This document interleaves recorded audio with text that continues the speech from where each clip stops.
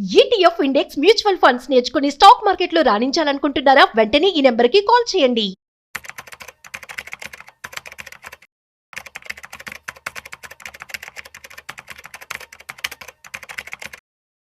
నమస్తే, welcome back to Suman TV. ప్రస్తుతం మనతో పాటు ఉన్నారు stock market analyst Sundar Rama Reddy గారు. నమస్తే సార్.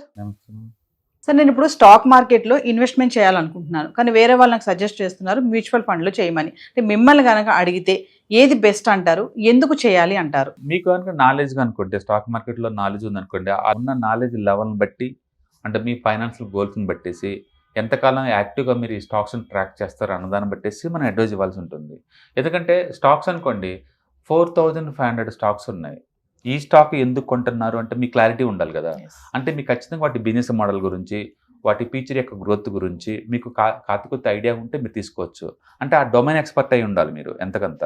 దానివల్ల ఏంటంటే మన స్టాక్ని మనం ట్రాక్ చేసుకోవాలి కాబట్టి మనం తీసుకుంటాం. సింపుల్ చెప్పాలంటే ఒక స్టాక్ మీరు తీసుకుంటే ఆ స్టాక్ మీరే మేనేజర్లు. ప్రతిసారి ప్రతి క్వార్టర్లీ రిజల్ట్స్ అప్పుడు గుడ్ వస్తున్నాయా, బ్యాడ్ వస్తున్నాయా, వరస్ట్ వస్తున్నాయని ట్రాక్ చేసుకుంటూ ఇంకెంతకాలం ఉంచుకోవచ్చు చూసుకుంటూ పోతూ ఉండాలి. ఎక్కడైతే రిజల్ట్స్ మీరు డిసాటిస్ఫై అవుతారో అది ఆ టైంలో దాన్ని క్లోజ్ చేసుకుని ఇంకోటికి బాగుంటుంది అనమాట. అట్లా స్టాక్స్ తీసుకుంటే రెస్పాన్సిబిలిటీస్ ఎక్కువ ఉంటే వాటి ట్రాక్ చేసుకుంటూ ఉండాలి. రెండోది, స్టాక్స్ ఎప్పుడు కూడా నేషనల్గా, ఇంటర్నేషనల్గా, పొలిటికల్గా, జియోగ్రాఫికల్గా, సెక్టారు, కంపెనీ స్పెసిఫిక్ న్యూస్కి ఎఫెక్ట్ అవుతూ ఉంటాయి. అందుకని ఎంత మంచి కంపెనీ అయినా సరే వీటన్నిటిని తప్పించుకుని ముందు పోవటం అంత ఈజీ ఏం కాదు.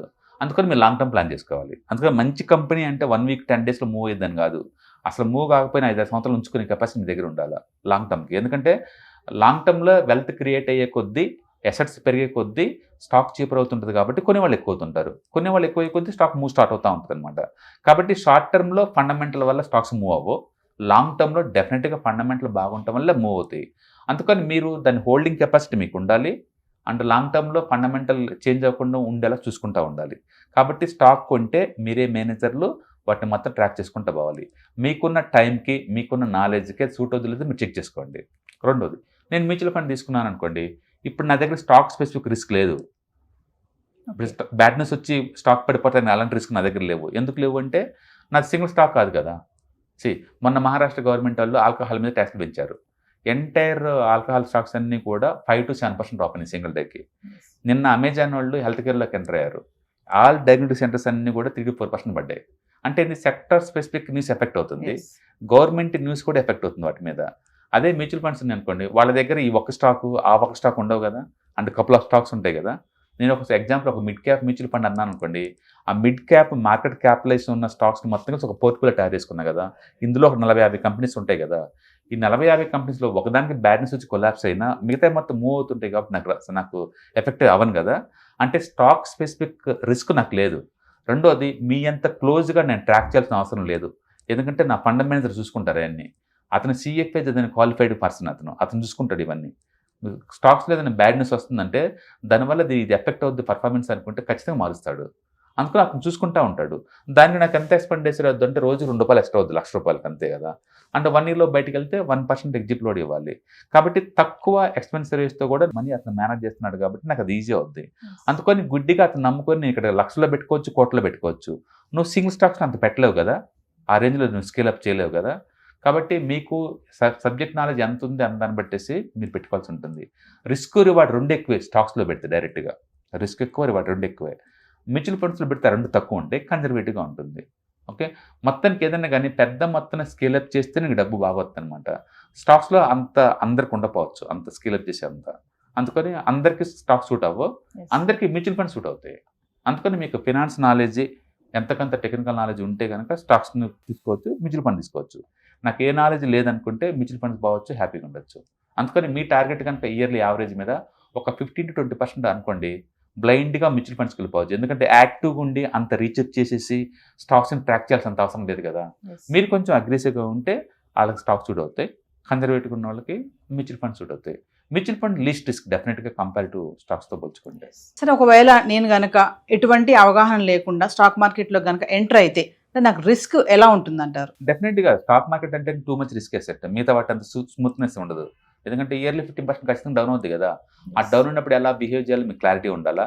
డౌన్ అని కాకుండా ఎలా చూసుకోవాలో మీకు క్లారిటీ ఉండాలా, హెడ్జింగ్ ఎలా చేసుకోవాలో మీకు క్లారిటీ ఉండాలా, ఉన్న మనీని ఎలా ప్రొడక్ట్ చేసుకోవాలో ముందు క్లారిటీ ఉండాలా. అందుకని ఇన్నోసెన్స్కి దీంట్లో ప్లేస్ లేదు. మీ స్టాక్ మార్కెట్ వచ్చారు ఎఫెక్ట్ అవుతారు, ఎంతకంత ఎఫెక్ట్ అవ్వకుండా నాలెడ్జ్ పెంచుకోవడం.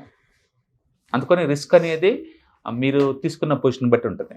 అందుకని మీరు మ్యూచువల్ ఫండ్ జోలో పోయారనుకోండి, ఈటీఎఫ్ జోలో అనుకో, తెలిసిన తెలియకో మీరు తక్కువ రిస్క్ ఉన్న జోలో వెళ్తున్నారు కాబట్టి మోర్ సేఫ్టీ ఉంటుంది. అండ్ ఫీచర్స్ ఆప్షన్ జోలో వెళ్ళారనుకోండి, టూ మచ్ రిస్క్ ఉంటుంది, అందరూ డబ్బులు లాస్ అవుతారు. అందుకని రిస్క్ అనేది మీ నాలెడ్జ్ లెవెల్ని బట్టి, అండ్ రెండోది మీరు తీసుకున్న ప్రొడక్ట్ని బట్టేసి, అంటే మీరు తీసుకున్న టైం ఫ్రేమ్ కూడా ఉంటుంది. సో ఇప్పుడు స్టాక్ మార్కెట్లో మనం ఇన్వెస్ట్మెంట్ చేసి రిస్క్ లేకుండా చేయాలి అంటే మీ వెబినార్స్లో చూపిస్తున్నట్టుగా అంటే దాన్ని యూజ్ చేసుకొని మేము ఏమైనా స్టాక్ మార్కెట్లో ట్రేడింగ్ అనేది చేయొచ్చు అంటారా? ఏమైనా ఛాన్సెస్ ఉన్నాయా? అంటే వెబినార్లో మనం స్టాక్స్ గురించి డిస్కస్ చేయమండి. Only ETFs and index funds and mutual funds ఈ 3 టాపిక్స్ గురించి డిస్కస్ చేస్తాము. బేసికల్గా మీరు 5,000 10,000 నెలకు పెట్టే వాళ్ళకైతే మీకు ఈ వెబినార్స్ వల్ల ఎలాంటి ఉపయోగం ఉండదు. మీరు డైరెక్ట్గా ఏదో ఒక స్టాక్స్ పెట్టుకోలేదు, మ్యూచువల్ ఫండ్ పెట్టుకుని పెట్టుకోవచ్చు. కానీ ఒక కాంప్రహెన్సివ్ వేలో నేను వెల్త్ మేనేజ్ చేద్దాం అనుకుంటున్నాను, వెల్త్ ప్రొటెక్ట్ చేద్దాం అనుకుంటున్నాను, వెల్త్ని ఇంక్రీజ్ చేద్దాం అనుకుంటున్నాను. అలాంటి వాళ్ళకి ఏంటంటే అసలు ఈ ప్రొడక్ట్స్ అంటే ఏంటి, ఈటీఎఫ్స్ అంటే ఏంటి, ఇండెక్స్ ఫండ్స్ అంటే ఏంటి, మ్యూచువల్ ఫండ్స్ అంటే ఏంటి, ఇందులో ఇన్వెస్ట్మెంట్ పెట్టే ఛాన్స్ ఎంత ఉంటుంది, అసలు ఎందుకు నేను మార్కెట్లో పెట్టాలి, ఇలాంటి అన్నిటికీ మీకు కాంప్రహెన్సివ్గా మీకు ఆన్సర్లు దొరుకుతాయి అక్కడ. అండ్ 1-to-1 ఇంటరాక్షన్ ఉంటుంది. అంటే పర్సనలైజ్గా నువ్వు క్వశ్చన్లు అడుకోవచ్చు కాబట్టి బోల్డ్ అండ్ క్లారిఫికేషన్ ఉంటుంది కాబట్టి మీకు క్లారిటీ ఉంటుంది.